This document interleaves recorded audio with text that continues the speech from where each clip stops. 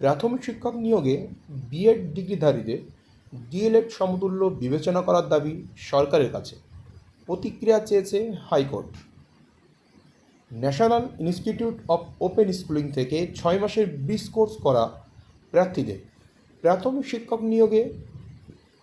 শিক্ষায় নিয়মিত ডিপ্লোমায়ের সমতুল্য বিবেচনা করার জন্য দায়ের করা আবেদনের উপর শুক্রবার হাইকোর্টে শুনানি হয়। কী হয় সেই শুনানিতে? কী ছিল তাদের দাবি? National institute of open schooling থেকে 6 মাসের ব্রিজ কোর্স করা প্রার্থীদের প্রাথমিক শিক্ষক নিয়োগে প্রাথমিক শিক্ষায় নিয়মিত ডিপ্লোমা ডিএলএডের সমতুল্য বিবেচনা করার জন্য দায়ের করা আবেদনের উপর শুক্রবার উত্তরাখণ্ড হাইকোর্টে শুনানি হয়। দেখুন, আমি এখানে আপনাদের উত্তরাখণ্ড হাইকোর্টের কথাটা উল্লেখ করলাম বা ভিডিও বানিয়েছি উত্তরাখণ্ড হাইকোর্ট নিয়ে। কিসের জন্য? কারণ একটা জিনিস মনে রাখতে হবে, ভারতবর্ষের কোনো একটি হাইকোর্টে যদি এই রায়ে মান্যতা পায় বা তাহলে ভারতবর্ষের প্রতিটি হাইকোর্টে এই রায়ের উপর ভিত্তি করে নতুন মামলা দায়ের হবে, বিশেষ করে পশ্চিমবঙ্গে ওটাকে ইস্যু করে। তখন কী হবে? এই মামলাটা সুপ্রিম কোর্ট পর্যন্ত গড়িয়ে যাবে একটা টাইমে গিয়ে। কারণ একটি হাইকোর্টের রায় অন্য হাইকোর্টে মান্যতা পায়, সেটার উপরে বেস করে অন্য রায় পাওয়া যায়।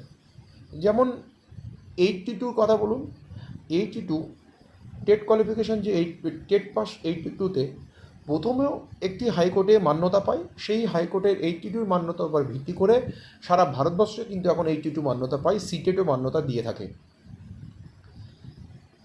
এই জন্য আমি এটা নিয়ে ভিডিও করতে বসলাম যে আপনারা মনে করতে পারেন আমি উত্তরাখণ্ডের কেন বিষয় এখানে তুলে ধরলাম। এই হচ্ছে তুলে ধরার মূল কারণ। এই উত্তরাখণ্ডের হাইকোর্টের শুনানিতে সিনিয়র বিচারপতি মনোজ কুমার তিওয়ারি এবং বিচারপতি পঙ্কজ পুরোহিতের ডিভিশন বেঞ্চ রাজ্য সরকারকে 3 সপ্তাহের মধ্যে তার জবাব জমা দিতে বলেছে। এই মামলার পরবর্তী শুনানি হবে 9 নভেম্বর। অবশ্যই আমার সামনে আপডেট আসলে আপনাদের এটা দিয়ে সহযোগিতা করব যে কী আপডেট এলো। আলমোড়ার বাসিন্দা গোপাল সিং এবং 115 জন ব্রিজ কোর্স প্রশিক্ষিত প্রার্থী হাইকোর্টে আবেদন করেছেন যে তারা বিএড ডিগ্রিধারী। তারা national council for teacher education দ্বারা অনুমোদিত একটি ব্রিজ কোর্সও করেছেন। প্রাথমিক শিক্ষক হওয়ার পূর্ণ যোগ্যতা রয়েছে তার, কিন্তু বিভাগীয় আদেশ এবং প্রাথমিক শিক্ষক নিয়োগের বিষয়ে সরকার তাদের ডিএলএড প্রশিক্ষণের সমতুল্য বিবেচনা করছে না। ইমত অবস্থায় সকল প্রশিক্ষিত বেকার প্রাথমিক শিক্ষক নিয়োগ প্রক্রিয়া থেকে বাদ পড়ছেন। আবেদনকারী বলেছেন যে 2016 সালে নির্বাচিত বিএড টেট পাস শিক্ষকদের একই এনসিটি অনুমোদিত নিয়মের অধীনে এনআইওএস থেকে বিশেষ ইনসার্ভিস প্রশিক্ষণ দেওয়া হয়েছিল। এই ধরনের পরিস্থিতিতে তাদের বিভাগীয় ডিএলএড প্রশিক্ষণ গ্রহণকারী প্রার্থীদের সমতুল্য বিবেচনা করা উচিত বলে মনে করা হয়। আবেদনকারীরা আদালতে বলেছেন যে আগস্ট থেকে কাউন্সেলিং শুরু হয়েছে এবং তাদের অন্তর্ভুক্ত করা উচিত। আগস্ট মাস থেকে কাউন্সেলিং শুরু হয়েছে, তাদেরকে অন্তর্ভুক্ত করার জন্য তারা দাবি তুলেছেন। ব্রিজ কোর্স শিক্ষার্থীদের সংগঠনের প্রাদেশিক সভাপতি সুরেন্দ্র সিং বলেছেন যে তিনি এনসিটি নিয়মে এই কোর্সটি করেছেন, কিন্তু নিয়োগ প্রক্রিয়া তাদের অন্তর্ভুক্ত করছে না সরকার ও শিক্ষা বিভাগ। বর্তমান উত্তরাখণ্ড রাজ্যের প্রায় 2900 প্রাথমিক শিক্ষক নিয়োগ প্রক্রিয়া চলছে, তাদেরও এতে অংশগ্রহণের সুযোগ দিতে হবে। আবেদনকারীরা বলেছেন যে তারা 2017 এবং 2019-এর মধ্যে এই কোর্সটি সম্পন্ন করেছেন।